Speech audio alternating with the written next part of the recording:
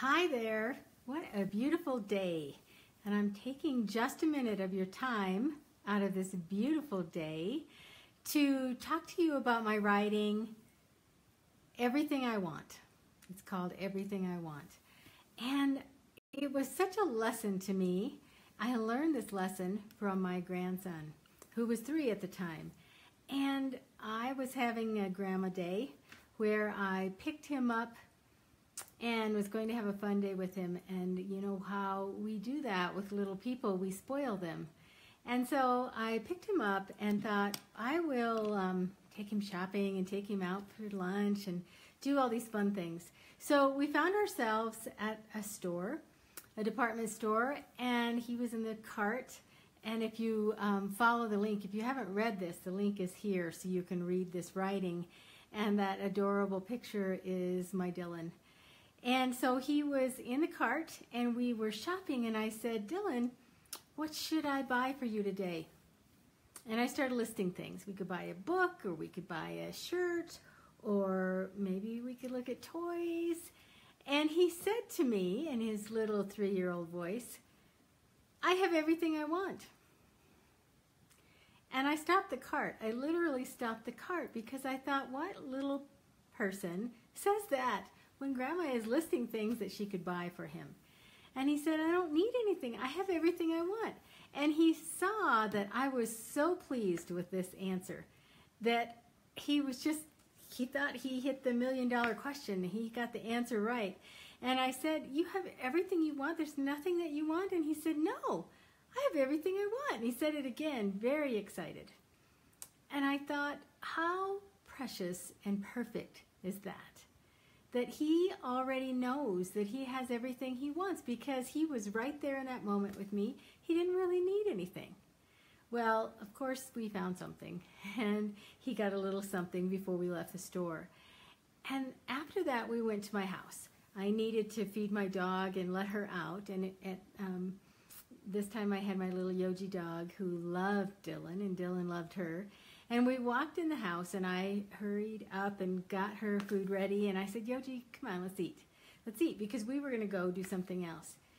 And about the 3rd time I said, Yogi, come over here and eat, she was still dancing around, doing the happy dance, circling Dylan, my grandson. And he was doing the happy dance with her. And about the 3rd time I told her to go over there and eat, Dylan said to me, maybe she's just not hungry. Again, stopped me right here in the heart. And I thought, again, he is smarter than me because she was living in that moment of joy. At that moment, she had everything she wanted. And she was dancing the happy dance with Dylan, and they were circling around the room, and they were so happy, and she didn't want to eat. Food was not what she wanted. She was not hungry for anything. Well, we went outside to take her outside, and I have this garden box, and Dylan ran outside, and it was early spring, late spring, early summer, and the garden was starting to grow. And he had been my helper, and he said, oh, that garden is beautiful. And he ran outside, Yogi following him, running around and around the garden box, so happy that things were growing. Again, this was the 3rd strike to my heart. And I thought, here is this little person who's been in this world 3 years. And he knows how to be happy in the moment, and he knows what feeds his heart. He was not hungry for anything. He did not need anything. He didn't need toys. He could see that Yogi really didn't need to eat at that moment, and he saw the beauty in a garden and in nature and things growing. I thought he was brilliant, and he taught me such a lesson that day, that if we live in the moment that we're in, if we live in what we're seeing right before us, if we do the happy dance when we see someone that we love, and we are so awed by nature and how plants grow and things grow, and that we are just happy to be with someone that we love, we don't need anything. We don't hunger for anything. We have everything we want. You see, he was too young to learn that comparison.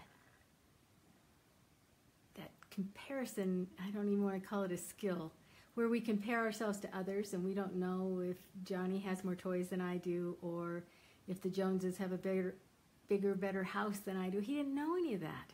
He wasn't comparing himself to anybody. He was living in that moment with the time with me and enjoying everything we were doing. He was not hungry for anything. That is why I wrote that. That is why I still think it's one of my most fascinating lessons I've learned in my life. And I share it with you. So I encourage you to go and read it. I encourage you to put that into practice and enjoy where you're at the moment. Be grateful for what you have right now, and you won't be hungry for anything else if you're living in that moment of gratitude. So now go out and enjoy the rest of this glorious day and live in a space of gratitude.